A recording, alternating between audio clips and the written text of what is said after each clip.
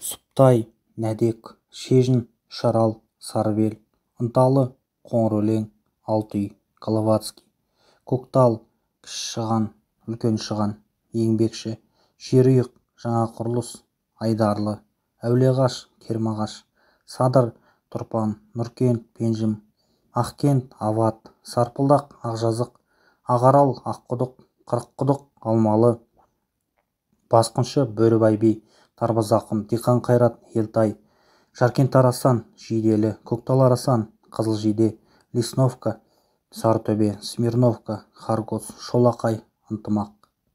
Осынау кең байтақ өлкені қамтыған, бірлігі мен тірлігі жарасқан ауылдық аймақтардан құралған Жаркент өңірінің аумағы 10,6 мың шаршы шақырымнан асады. Панфилов ауданының орталығы Жаркент қаласының мейірімді еңбекқор қонақжай халқы мәңгілік жасасын. Мен 1992 жылы тамыз айының 23 жұлдызында Сұптай ауылында жарық дүние есігін аштым. Балалық шағым осынау табиғат көркем, бірлігі мен тірлігі жарасқан, тұрғындары, жайдары, халқы шетінен еңбекқор ауылда өтті.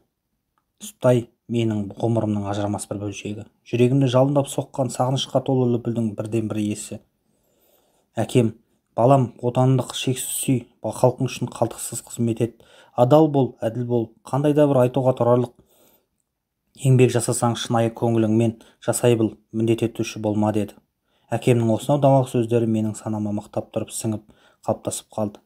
Мешіт салып, құрбандық таратып, қажылай көмек көрсетіп, жаңадан жол салғызып, қоғамдық орындарды бірінен кейін бірін көтеріп, елім деп ерен еңбек сіңген қазақтың жанашыр жомарт тұлғалар секілді мен де ауылымның көркеюіне одан әрі жандануына өзімдік үлесімді қосуды мақсат етемін. Мақсат емес, өзімнен тіпті талап етемін. Әрине бұл ойымды жүзеге асыруымды талпынысым мен жігерім, ең бастысы өмір патшасы уақыт көкжиегі көрсете жатар. Бұл мақсатымның болашақта нақтылыққа айналатынына нық сенімдімін. Ол үшін аянбай, тынбай еңбек ету үшін сондай қажыр-қайраттың керектігін де жақсы түсінемін. Сұптай Жаркент қаласынан 25 шақырым қашықтықта орналасқан шағын ауыл. Жаркент ауылдық округінің құрамына кіреді. Халық саны 2009 жылғы Википедия сайтының санағымен алғанда 757 адамды құрайды. Тұрғындар таңның атысынан күннің батысына дейін тынымсыз еңбек етіп жатады. Ауыл шетіндегі өзеннің ағып жатқан дауысы құлаққа сондай жағымды әсер береді. Жағалай қоршаған ағаштардың көптігі сонша жасыл желекке толы ауыл сонадайдан анық көрінеді. Қанша мәрте ауылда тұрақтап қалғым келіп тұрса да, ару Алматыға сапар шегу үшін Жаркент бекетіне баруым қажет болды. Көлікте отырғанда артқа қайта қарай беріп туған жерімді қимадым. Сұптайым, ауылым, саған басым деймін.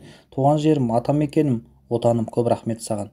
Қайтып келмейтін балалық шағымның куәсі өзіңсің. Күт мені. Мен күндердің күнде қайта өзіңе ораламын. Сенің көркейіп, одан әрі жанданың үшін жанымды аямай еңбек етемін дедім өзіме іштей серт беріп. Жаркент бекетіндегі автобус Құлжа тас жолымен сағат тура 9:00-де Алматы қаласына бағыт алып сапарға шықты. Жолаушыға толы ауыр автобус орнынан қозғала берді. Жолға шығу қашанда қауіпті, бірақ қызыққа толы. Автобустың кең терезесі арқылы туған өлкенің тамаша жерлерін қызықтау мүмкіндігі артады. Ну орманда ағаш, алыстан көзге шағылысатын іле, тышқан, бура қожыр, өсек, қорғас, Алтынкөл өзен көлдері, аспанмен астасқан Алатау сілемдері, қарсы бетте келе жатқан қисапсыз көлік, шық-үйрі көрінбейтін кең байтақ дала. Сөмкемдегі дәптер мен қаламды алып отырғаным қандай жақсы болған. Бойымды шабыт жалыны шарпып өтті. Жалының күштілігі соншалықты Сұптайдан бастап Жаркент жайлы көлемді еңбегімді жазуттап бастап кеттім.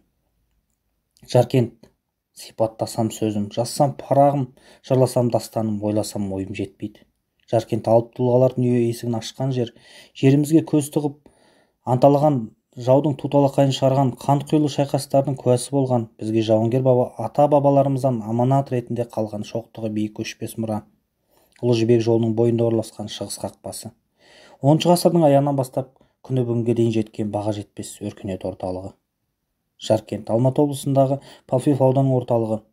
Панфилов ауданы Алматы облысының шығысында Қытай Халық Республикасымен шекаралас аймақта орналасқан. Аумағы 10,6 мың шаршы шақырымды қамтиды.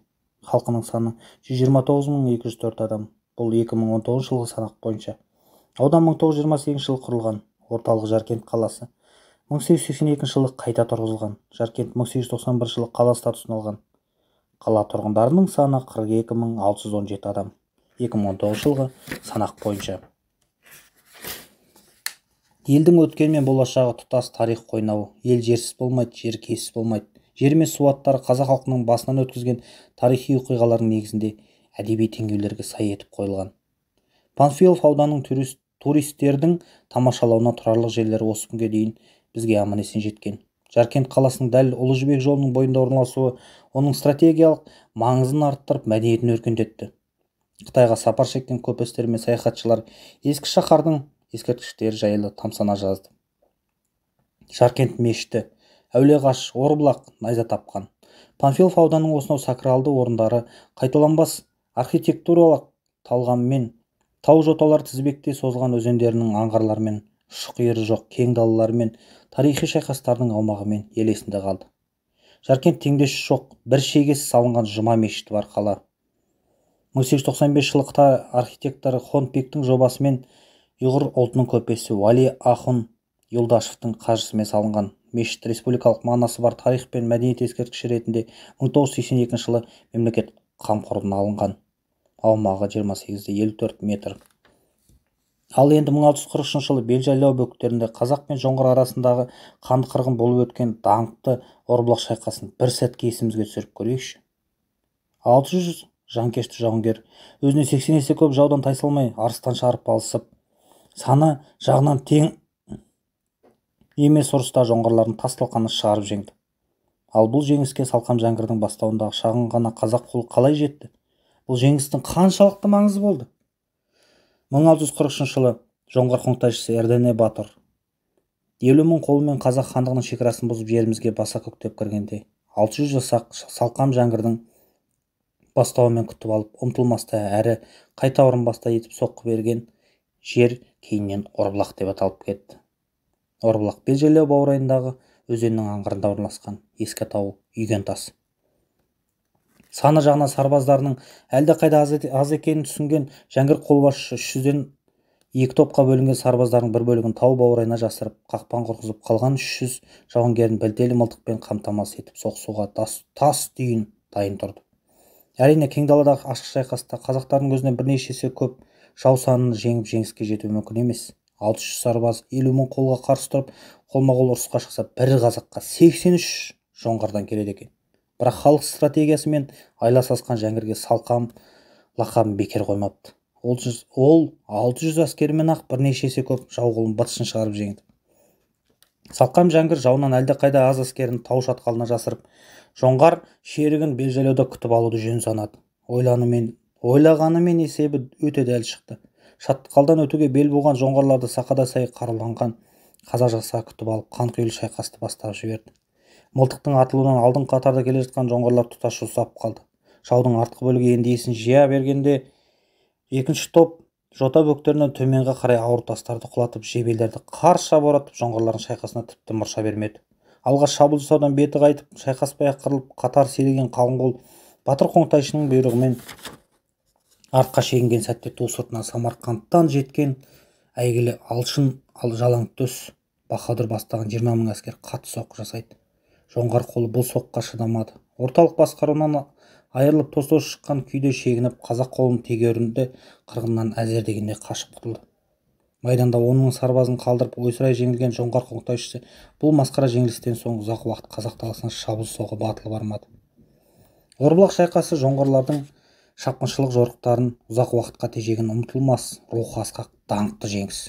Осы шайқастан соң жоңғарлар оқ-дәрмен атылатын қару-жарақтар жасау өнеркәсібін мықтап тұрып қолына алған. Ал жеңімпаз Салқам Жәңгір қолға түскен трофейлерін жан аямай шайқасқан сарбаздарының барлығына теңдей етіп үлестіріп беріп, Алшын Жалаңтөске арнайы алғысын айтып, абыройы асқақтаған күйде өз ордасына оралған. Аңызға айналған жеңіске 1993 жылы Орбұлақ шайқасының 150 жылдық мерейтойының қарсаңында тау басында алып монумент тұрғызылды. Онда халықтың ризашылығы мынандай керемет тебірентерлік сөздермен жеткізілген. Қазақ елінің тәуелсіздігі мен еркіндігі үшін жоңғар басқыншыларымен шайқаста жеңіске жеткен айбынды қазақ сарбаздарына ұрпақтары атынан. Киелі ағаш, әулие ағаш. Бұл Әулиеағаш ауылында өсіп тұрған керемет қарағаш. Мұндай киелі қарағаш әлемнің үш елінде ғана бар: Қазақстан, Қытай, Түркия. Аңыз бойынша 7 әулие бабамыз осы жерге тоқтап түнеген екен. Сол әулие бабаларымыздың біреуінің қолында сиқырлы аса таяқ болыпты. Сол аса таяқты қалдырған жерде ағаш өсіп шыға келіпті.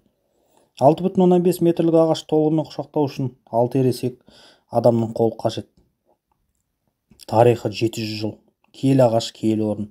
Әулиеағаштың айналасында 7 қарағаш өсіп тұр. 1999 жылдан бастап аймақты абаттандыру жұмыстары жыл сайын жүргізіліп келеді. Келушілердің құрметіне арнайы отыратын орындар мен жағдайлар жасалған. Бұл жерден бір бұтақты рұқсат салып кетуге, сындыруға болмайды. Бұл тыйымға құлақ аспаған адам түбінде бақытсыздыққа ұшырайды. Әулиеағашты көріп тамашалап тілегім орындалсын деген үмітпен әртүрлі санаттағы көптеген адам киелі ағашқа арнайы келеді. Киелі ағашқа тілек орамалын тағып, тілек таспасын ырымдап байлап жатады. Әулиеағаштың басына барған соң тілеген тілегім қабыл болып, айтқаным орындалды дейді сол жерде болған кісілер. Найза тапқан. Қайнарбұлақтың Қойнау найза тапқан бұлағы Панфилов ауданы мен Кербұлақ ауданының ортасындағы Ынталы бұрынғы Аламан ауылының барар жолында, Алтынемел қорығының солтүстік-шығыс бөлігінде, үлкен таудың баурайында орналасқан. Кең даладағы бұлақтың емдік қасиеті зор, дертке шипасы мол. Бұлақтың басында үлкен қара тас бар. Бұл тастан басталған соқпақ қатарынан орналасқан бұлақтарға келеді. Қазан қоңтажы, көк батпақ орындарының суы өкпе, аяқ, асқазан, қан қысымы, батыс бөлігіндегі батпақтар мен бұлақтар радикулит, остеохондроз, сал ауруларын емдеп жазған. Аталған дерттің емін таба алмай шипа іздесеңіз, найза тапқан бұлағына келіңіз. Қасиетті жердің әрі зәмзәм бұлақтардың сіздің еміңізге шипа болар сөзсіз. Бір жағы тарихи экскурсия жасап келсеңіз, екінші жағынан тарихқа толы сакралды орындарды да шолып қайту мүмкіндігіне ие боласыз. Жазуымды жазып бола беріп, басымды көтергенімде межелі жерге жеткенімізді байқадым.